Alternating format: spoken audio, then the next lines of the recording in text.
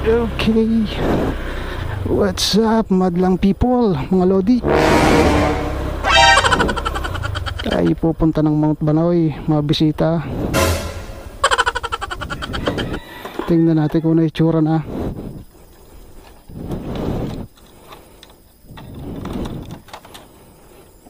Tingnan natin kung anong itsura na ng Mount Banoy. Huwag sana uulan.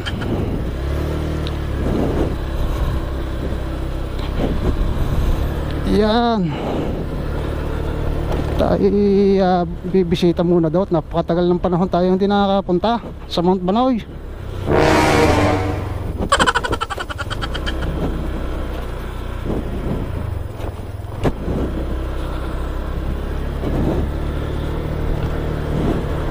Tignan natin kung anong pagbabago na.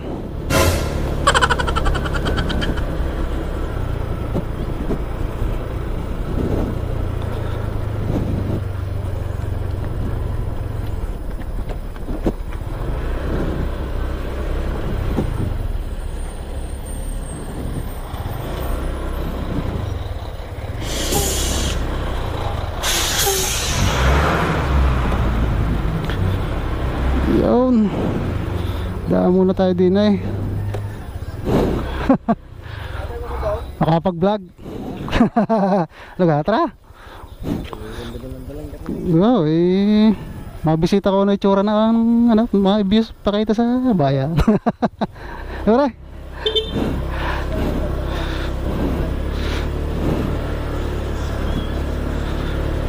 Yun. Tayo nagpaalam muna doon. Dadaan tayo sa checkpoint tayo, yung checkpoint ng pulis at saka ng ating kabarangay. Bago kayo dadaan nga pala doon, gaya din sa vlog dating isa, kailangan muna kayo ay may ID, naka-helmet kung dayo lamang. Magpapapicture din kayo, syempre sulat din yung plate number. Yun. So tayo eto, nandito na tayo sa Tanawan. Tanawan ang tawag dito.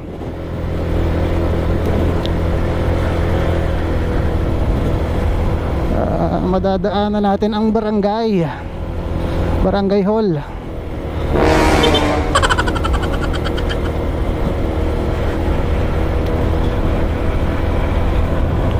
Yun.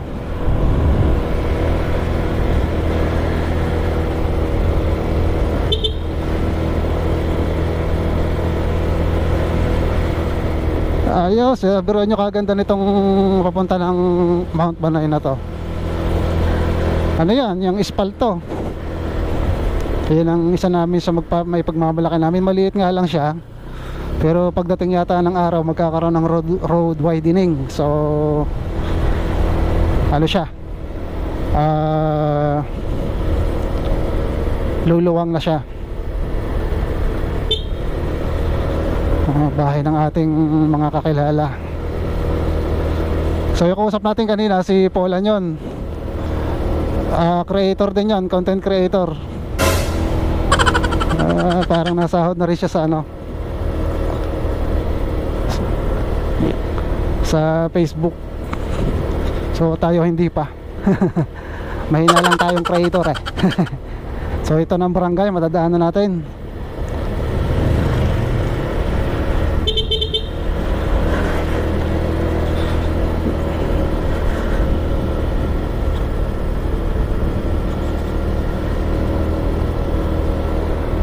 Wala yung check, yung nangongolekta rito.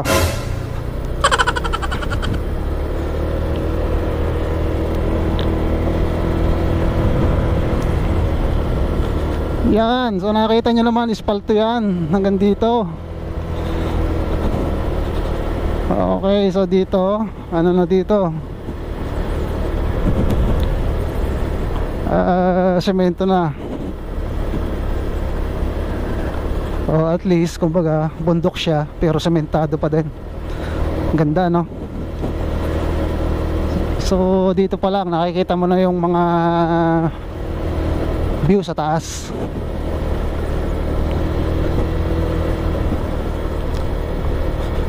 Okay, so shout out nga pala dun sa nadaanan natin kay Paring Polan Lontok, kapatid ni Pangulo. Pangulong Franklin, shout out sa mga taga-barangay, mga taga-barangay hall,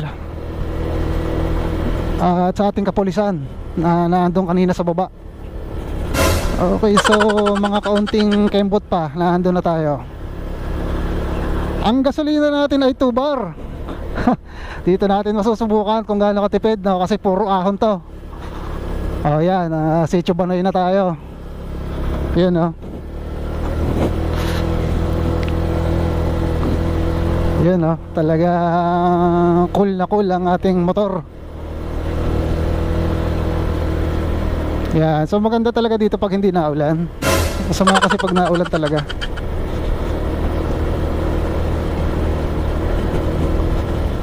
Kasi pag naulan may mga madudulas na part.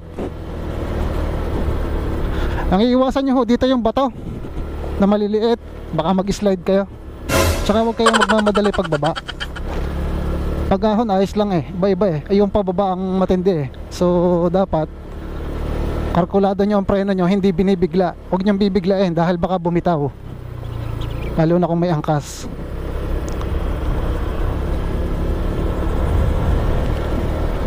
Yan.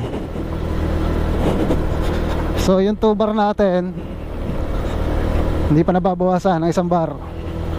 So dito naman sa itaas, mayroon ditong, alam ko mayroon ditong nabibilan ng gasolina eh. Okay, so yung vlog natin dati dito sa parting ito, dito may nadisgrasya. So delikado, mahaba kasi yung palusong simula doon, mahaba yan. Kaya dito sa part na to, iingat kayo dito. Huwag kayong magmamabilis dito dahil pagka nag-freewheelie kayo ng motor nyo o kaya 4 wheels, delikado. Doon pa lang sa ibabaw na to, dahan-dahan ang preno nyo. Yan. So pagdating ng panahon, luluwang na to dahil parang ano nga siya.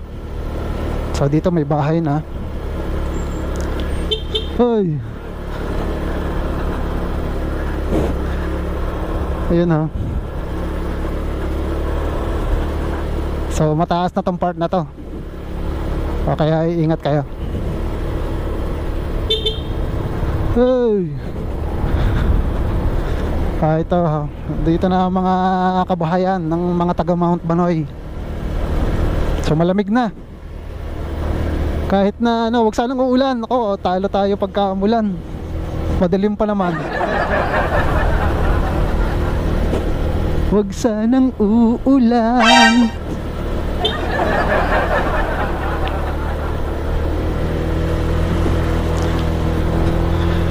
Yan, okay, kita nyo? Sa part talagang to, lamig na dito. Kaya natawagan tong Little Baguio of Batangas City eh, dahil lang malamig ang hangin. Yan, so ito yung maluwang na daan. Dito nag-umpisa yun, galing sa Mount Banoy. So napakalaking bagay na ano, maluwang to. At parang balita ko yata parang magiging bagtasan to sa kabila. Ilihan yata, ganun.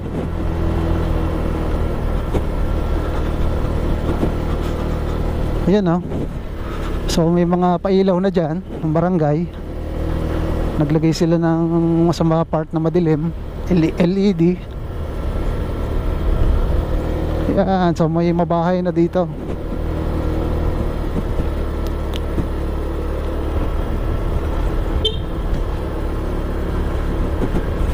So malapit-lapit na tayo. Yan ha. Oh, dangerous curve, iingat kayo. Likong-liko to. At saka lusong na lusong. Kaya mag-iingat kayo dito.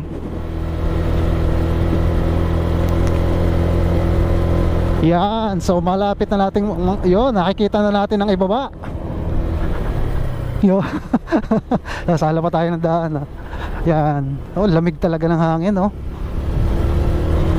Mainit yung panahon pero malamig dito. So tagal natin hindi nakabalik dito. Almost 2 years. Ganon. Napakahaba ho ng palusong dito kaya iingat kayo. Dun sa mga baguhan na babago pa lang makakapunta, ay paalala ho, ay kayo ay mag-iingat sa palusong. Huwag kayong magmamadali pag may angkas kayo. Isang preno nyo na maling pagkakamali nyo sa preno na binigla nyo, baka maputol yung likod, yung panghuling preno. Delikado na. So alalay lang ang pagbaba. Yan, so kitang kita mo na oh. Ang ganda, dito pa lang, kita mo na.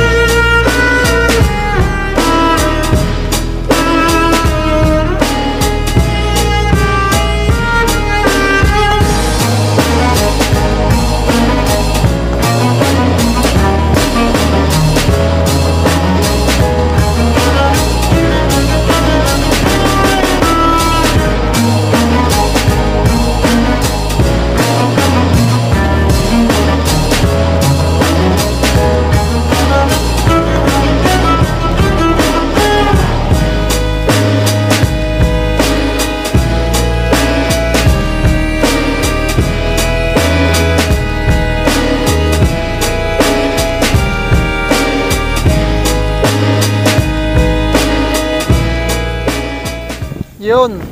So ang laki ng ano, pinagbago kasi yan. May mga ano na dito sa kaliwa, pag-ahon mo.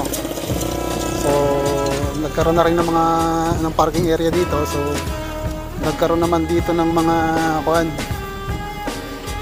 parang garden park, pinaka-park yan oh, sa baba. Okay, so ang tawag dyan ay ito, Habit House. So yung tawag yan.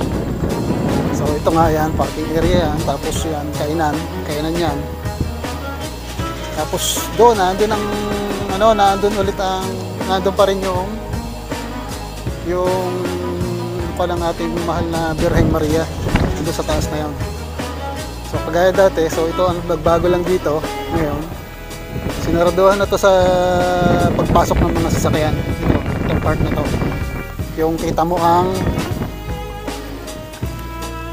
yan, yung kita mo ang ibaba.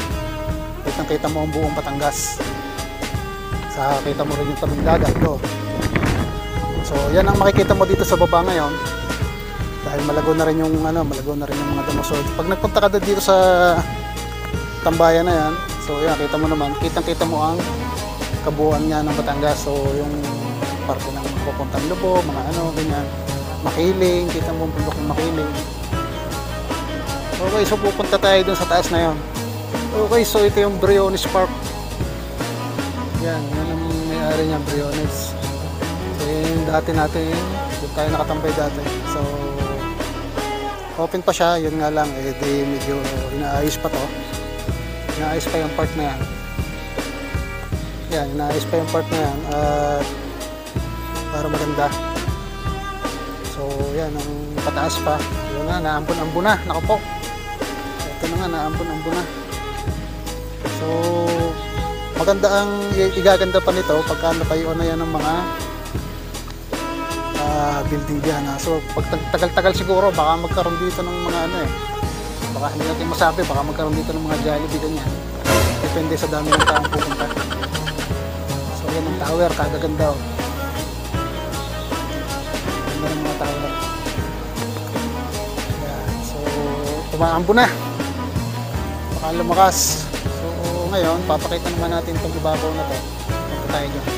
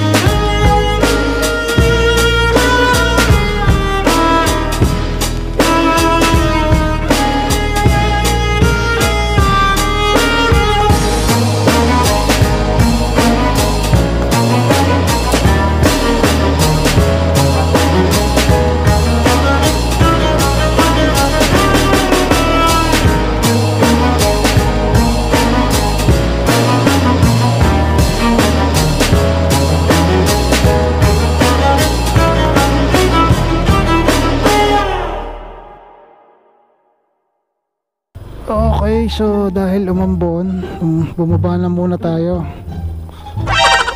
Umulan sa taas eh. Pagka ganung naulan eh hindi agad titigil yon. So mamaya pa titigil yon.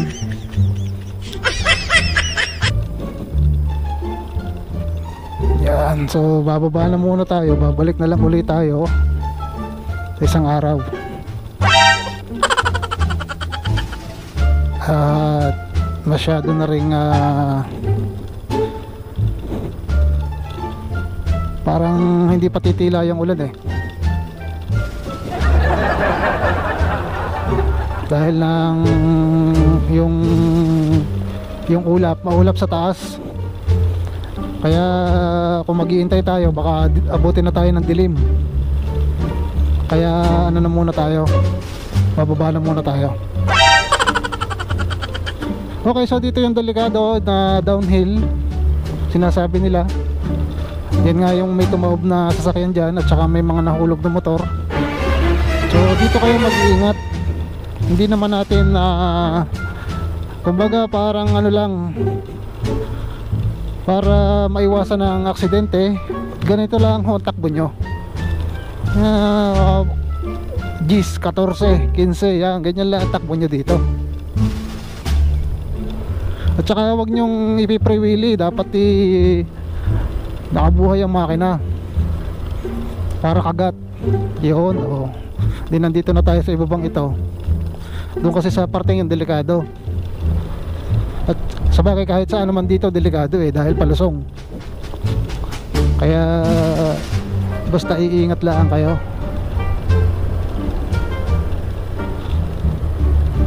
Ayan, at saka sa inyong lane, doon lang kayo. Kanan kayo. Huwag kayong mangangain ng ano at baka mayroong 4 wheels na biglang paahon. Mahagip kayo. So may pagbabago nga dun sa Mount Banoy, nakita naman natin kanina. Hindi na siya kagaya ng dati. Mayroon na siyang part na pwedeng tambayan. So yung Briones Park nandun pa rin yun. So hindi na natin gaanong napasok nga dahil nga nang nag-uumpisa ng mag-aambon, mag-uulan. So ang comment ko ay ayos, maganda. Maganda siyang tambayan nga.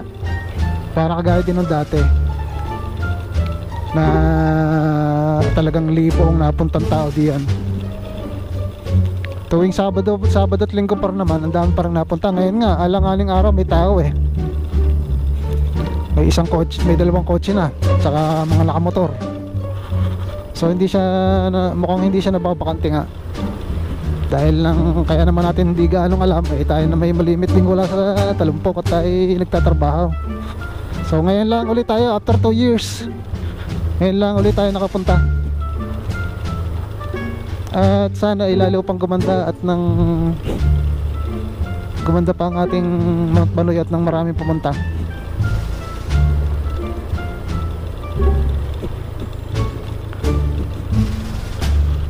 Yan. So babalik tayo isang araw para ma-pull natin yung ating content. Meron tayong part 2. Itong ating ano ay part 1 pa lang. So abangan niyo yan. Ipo-full content natin ang Mount Banoy.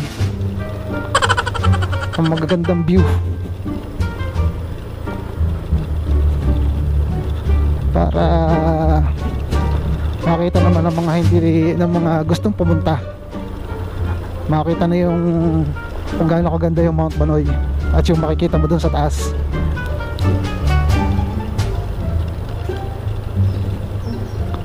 Yan. So pag dito gabi talaga medyo madilim. Yung mga part lang na may ilaw ang maliwanag. Kaya dito huwag kayong magmamadali talaga. Delikado. Wala yung mga harang eh, baka kung saan kayo magsuot. Laging pagka naka motor kayo, ang pag-iingat ang lagi nyong asikasuhin. Yan ang lagi nyong tatandaan. Dahil lang dito talagang ano to eh, bundok to, bundok at maliit ang daan. Kaya yun, so daan na naman tayo dito sa barangay.